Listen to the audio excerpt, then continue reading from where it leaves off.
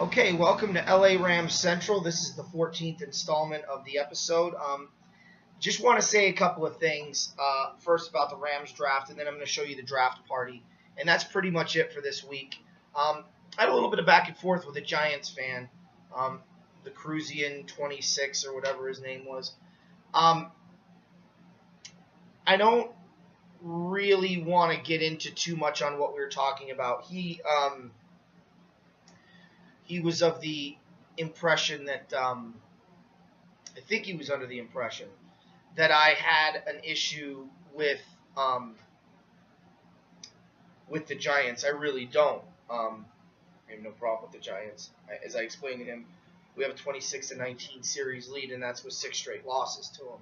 So I'm not concerned about the Giants, but I think he took offense to the fact that I have the Giants not doing well this year. Now, I will say New York got the best corner in the draft in Eli Apple. As you guys know from watching my show, I've been really high on Eli Apple. And I think by getting him, they neutralized the problem that is Janoris Jenkins. And I think they helped themselves. I don't know if they helped themselves enough to overtake the Redskins or the Cowboys, but I certainly think they helped themselves enough to become a part of that conversation. So I want to clear that up. The LA Rams draft. All right, so I said Carson Wentz, and I meant it until I watched the draft. Now, you have to understand, I've been flipping back and forth on these guys for the better part of a few weeks. Part of the reason why I couldn't make a decision. But when I'm sitting there and I'm hearing comparisons being made between Jared Goff and Joe Montana, I'm going to get very excited. And my attitude changed immediately at that point. When that comparison started happening from 2 or 3 guys on ESPN, I was like, please draft Goff, please draft Goff, please draft Goff, please draft Goff, and they did. So I am very excited about the Jared Goff pick. I think Carson Wentz would have had a nice career in LA as well. No one's going to have a nice career in Philadelphia because the Eagles organization is pathetic and a joke, and Eagle fans will tell you that. They spent $58 million on 2 quarterbacks that are never going to see the field after this year.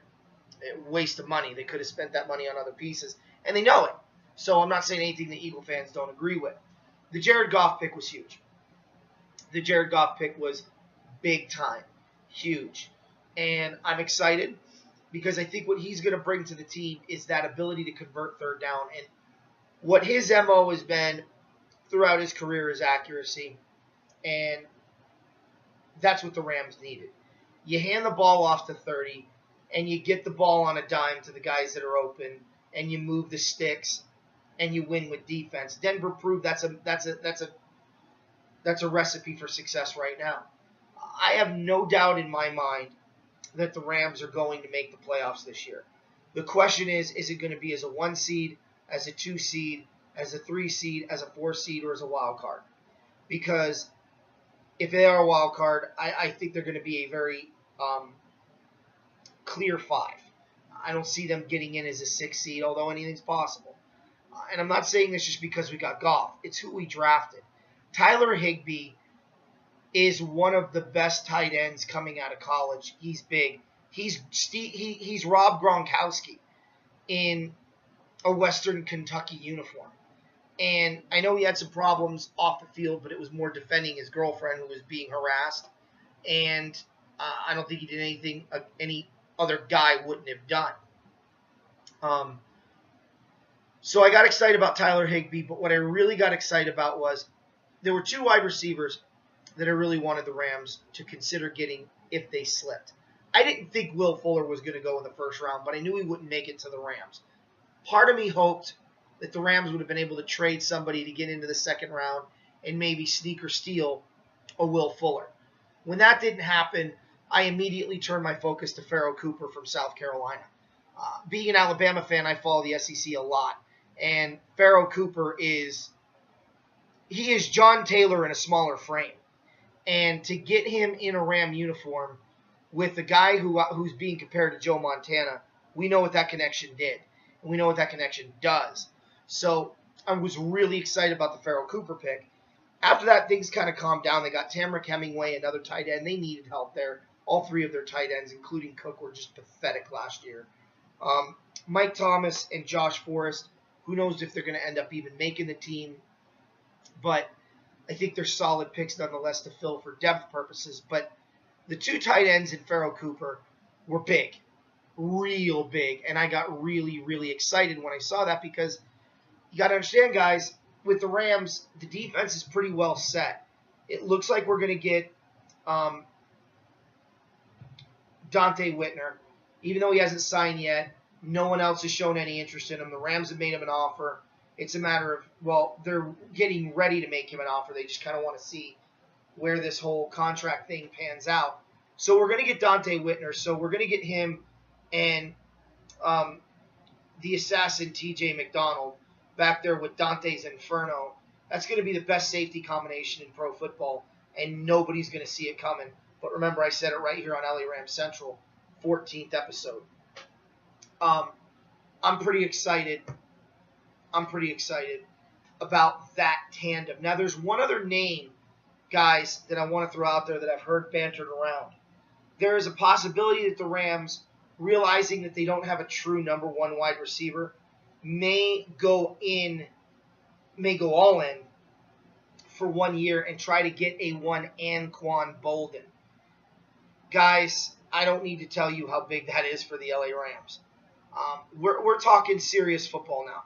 We're talking a seriously dangerous, competitive football team. And, you know, everyone wants to say the Rams suck. But, you know, it's funny. I grew up a Rams fan. I told you guys that in '84.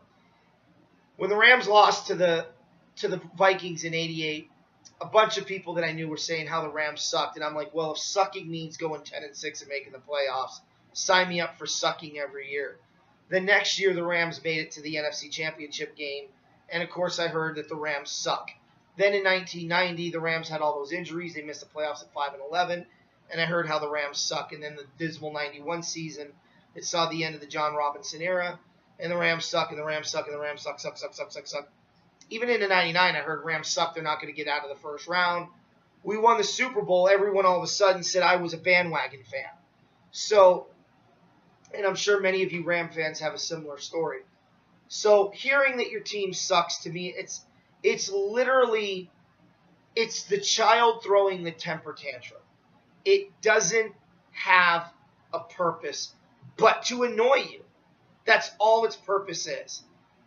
As if I'm such a weak fan that the minute my team starts to lose, and maybe this is what Giant fans do. Maybe this is what Cowboy fans do. We know this is what Panther fans do, and maybe this is what Patriot fans do, and maybe that's what happened to all the Bills fans. The minute their team went south, everyone jumped ship. I'm a loyal fan. I followed my team since 1984. I'm not going anywhere. To tell me that my team sucks when they suck, no duh. To tell me my team sucks when they're making the playoffs, you're just an annoyance. And to tell me my team sucks when they're clearly the best team in football, a la 1989, you're just an annoyance. So that statement never serves a purpose. It never serves a purpose. And it usually comes from Steeler fans, from Seahawk fans, from Cowboy fans, of late Patriot fans. I don't want to hear it. I don't want to hear it. Because as good of a run as New England has had since 2001, they still haven't made the playoffs as many times as the Rams have. Stick that in your pipe and smoke it. I don't want to hear it. So when I look at our football team and I see what we drafted, and guys, rookie wide receivers, rookie tight ends, they make immediate impacts, a lot like rookie running backs, as we saw with Todd Gurley. It's not just that we drafted those guys so now all of a sudden we're a championship team, because that's a stupid argument as well. It's when you throw in the fact that we have a budding offensive line. We have Todd Gurley. Now you add a Tyler Higbee. Now you add a Jared Goff. Then you add a Pharoh Cooper. to a Tavon Austin. You go and get, hopefully, an Anquan Bolden at wide receiver. You add a Dante Whitner from the free agent pool to a defense that was already loaded. Yeah, we're weak in the cornerback position, but if we're strong on the back end with the safeties, and I think with Ogletree, Barron, and company at middle linebacker, I think we're in pretty good shape there too. So it's really just essentially the cornerback position because we know how good our D-line is. So I don't understand all that, and I'm not going to pretend to understand all that. Let me tell you what I like about Jared Goff. He has a chip on his shoulder, and he's proven it. He legitimately didn't think he was going to get drafted by the Rams. He came to practice to serve a purpose. He isn't under contract, yet he showed up. Some rookies don't do that. Plus, he works well with the media. If you get a chance to see the interview, watch it. He's interacting, he's answering questions, and he's articulate, and he's getting his message across. He's not bombastic, he's not braggadocious. He's not, I am the Rams' #1 draft pick, bow to my presence. He's just a dude. And when you take that approach, you're going to get the guys behind you pretty quick. I'll tell you right now, the veterans are watching. They're watching. And when you have a guy like Akeem Ayers, former Patriot, who's now a Ram linebacker, part of that end company at middle linebacker, he knows a Tom Brady, so he's looking for certain things, and I think he's seeing them. Jared Goff was compared to Matt Ryan a lot. Let me ask you guys a question, because I was looking at this and I agree with it. For those of you that are too young to know Joe Montana, do me a favor. You're on YouTube. YouTube Joe Montana highlights. Okay? Watch his footwork in the pocket. He doesn't scramble for yardage, but he scrambles to avoid sacks and to dump balls off. Watch his nimbleness in the pocket. Watch his accuracy. That is who Jared Goff does indeed remind me of. There isn't anybody out there right now in professional football that reminds me of Jared Goff. I don't think he has the big-time arm like an Aaron Rodgers on the run, so I'm not going to compare him to that. He's nowhere. He has the frame of Joe Montana. He has the nimbleness of Joe Montana. He has the accuracy of Joe Montana. And he has the brain of Joe Montana. What he doesn't have is the years of experience, the Super Bowl titles, and the big-time performances in big-time games. That is all going to be determined. Whether he is going to continue to be compared to Joe Montana or he's just similar in these areas is yet to be determined. Time will tell on that. But for those of you that keep asking me, well, who do these guys remind you of? You're on YouTube. YouTube Joe Montana highlights. Take a look at him if you're too young to know who he is. That's who he reminds me of.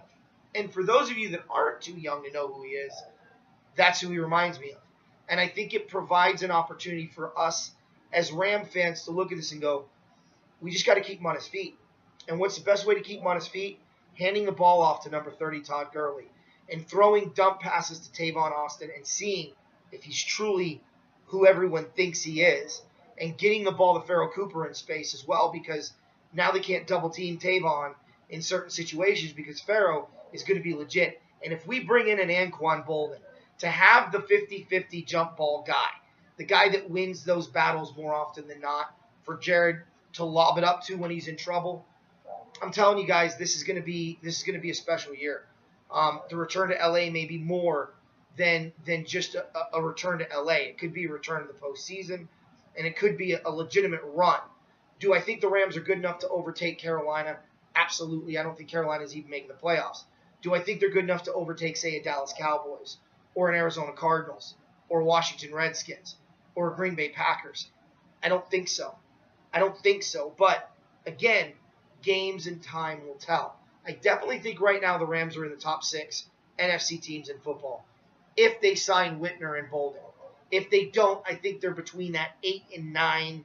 I would say between that 9 and 7 tier, and they're going to need some big-time performances from unexpected places to get to that 6 or 7 tier to make the playoffs. That 6 or 5 tier, sorry. So overall, guys, I know everyone's giving the Rams a bad grade. Look, they trade away a ton of picks. They trade away a ton of picks to get Jared Goff. But you got to throw the Jared Goff pick in there. The fact that they got Tyler Higbee, really second-round talent in the 4th round.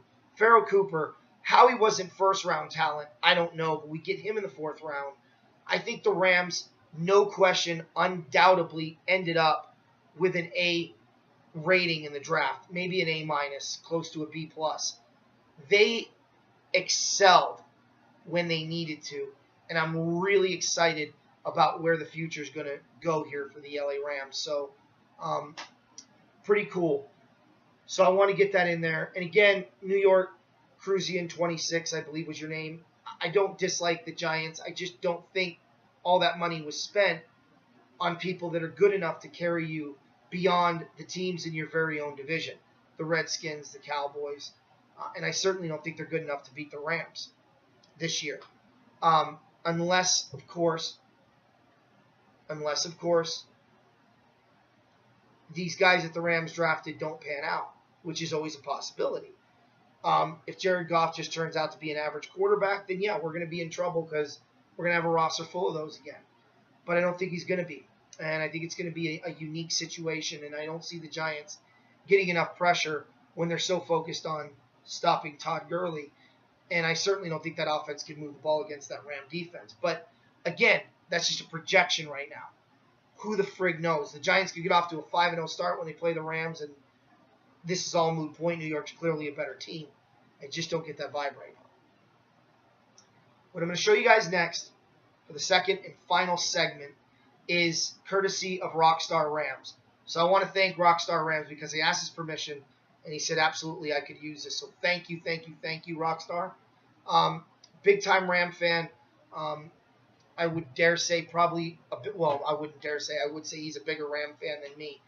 And I'm probably the biggest Ram fan anybody's ever met in my neck of the woods. But compared to this guy, who's a class act, I'll have to take a back seat to his fandom. So, Rockstar, thank you.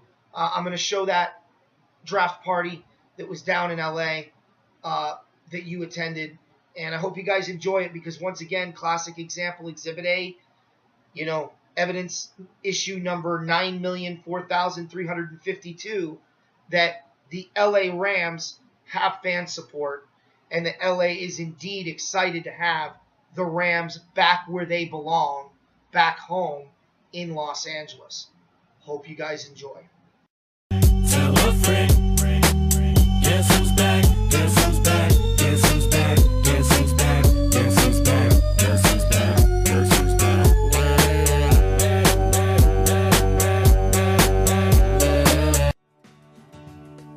This is Eric Dickerson down here at LA Live, waiting for the draft to kick off.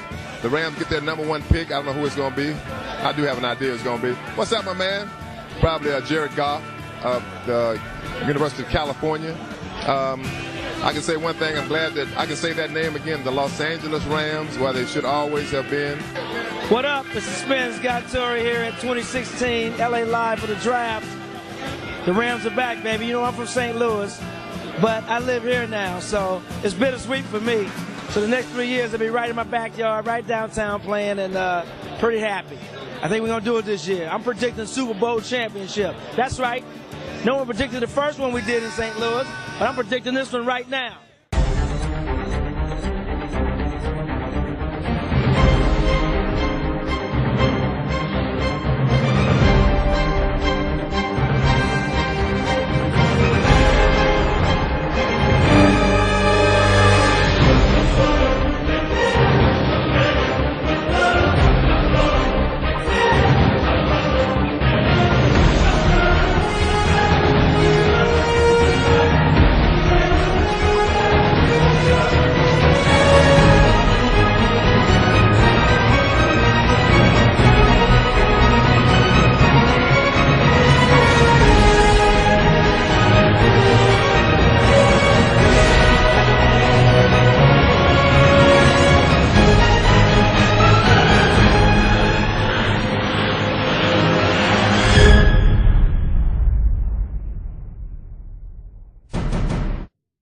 you know, everyone's been talking about the big story around the LA Rams is you guys have the #1 pick, you know, next Thursday.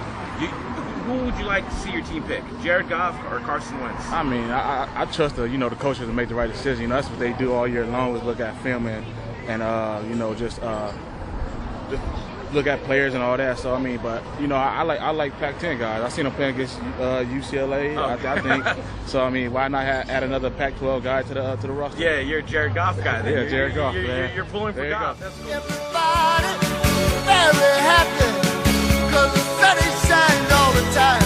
It's like another perfect day. I love LA.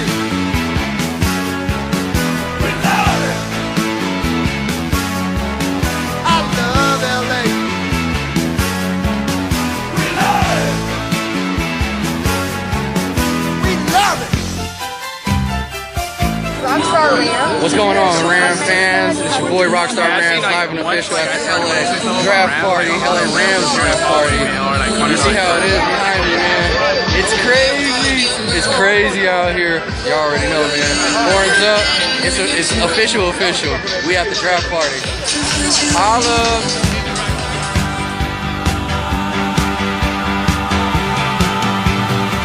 Look at that mountain. Look at those trees. Look at that bum over there, man. He's down on his knees. Look at these women. Ain't nothing like them nowhere. Century Boulevard. We love it. Victory Boulevard. We love it. Santa Monica Boulevard. We love it. 6th Street.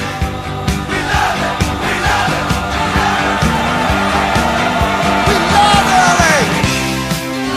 It's about that time for the first pick. Yep. Pick is in. Rams organization to either Goff or Wentz. And the green room that is above the stage here inside the auditorium off of Michigan Avenue, the commissioner who made the announcement of the Rams being on the clock outside across the street is making his way back here. And we're waiting for him to hit that stage, David. But you know, how great is this for LA? And we've been talking for years, when's the team going to get back to LA? When's the team going to get back to LA? Such a big market, such a great fan base. And now it's finally here. I think the LA fans are excited as much as LA fans can be excited with all the stuff going on. They're excited to have football back in LA. I'm excited for no question about that, but it's also bittersweet if there are any fans watching the draft in St. Louis right now. This is kind of hurts to see all this, so we sit here and say we do our things. That said, it is a big moment in Los Angeles sports for the Rams to return, and it could be this Count Bear kid coming down from upstate, but I'll be able to do this. And the irony The pick is in. just watching some of the fans in Los Angeles watching that video. Losing record since Kurt Warner. The irony of this, Kurt Warner wasn't even drafted, okay? He was a free agent, and he was the last great guy, all right? And now we're talking about, let's find the savior for this organization. Let's draft him first, move up, and give everything we have to give to take a chance on this young kid, probably from Cal. And you know, Kurt's sitting on the outside set across the street. You know, you talk about you kind of stopped him to try right there. The show, and we're talking about I know. But you never know where you are going to find your next franchise quarterback. It's a fascinating fact about quarterbacks outside of the first round who have been drafted and succeeded. We've been given the 15-second warning. The commissioner of the National Football League is finally going to end the drama, the Goff-Wentz drama. Is it Jared Goff? Is it Carson Wentz? It is, as I mentioned, the first Los Angeles Rams draft pick in 22 years. The commissioner of the National Football League has made it. Let's go Rams! Woo! LA Rams! With the first pick in the 2016 NFL Draft, the Los Angeles Rams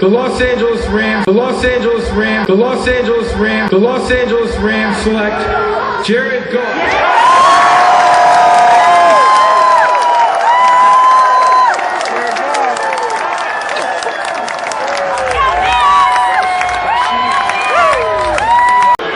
With the first pick in the 2016 2016 NFL Draft. The Los Angeles Rams select Jared Goff.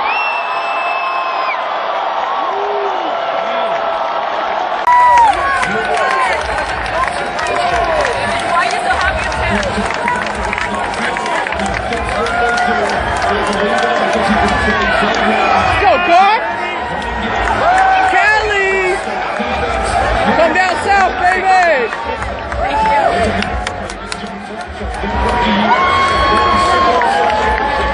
What can you say? Black, baby! Let me get her. Let me get her. I got her. Let me get her. Let me get her. I got her. Let me get her. Let me get her. It's game time. I got her. It's game time. I got her. It's game time. I got her. It's game time. I got her. It's game time. Class of 2011. He has called Southern California home ever since he started playing down the road at San Diego State. Give it up for a huge LA Rams welcome for our good friend, Marshall Faulk. All right, why is Goff the guy? Super Bowl. This is our year. Rams, we got How a we doing, top LA? squad. Our defense is amazing. Top 5. Our offense is going to blow up, and you guys are How going to we get doing, blown away LA? by our offense. Okay, now we see the visitor's quarterback on listen to. Okay, Rampage almost took out Marshall Faulk. It's That would have okay. been a travesty. What do we think? You hear people say it's a safe pick. I think it was the smart pick. When you understand, you watch Jared Goff play, how he worked the pocket, the anticipatory throws, he threw receivers open. A lot of quarterbacks, it takes time to learn that in the NFL. He was doing that in college.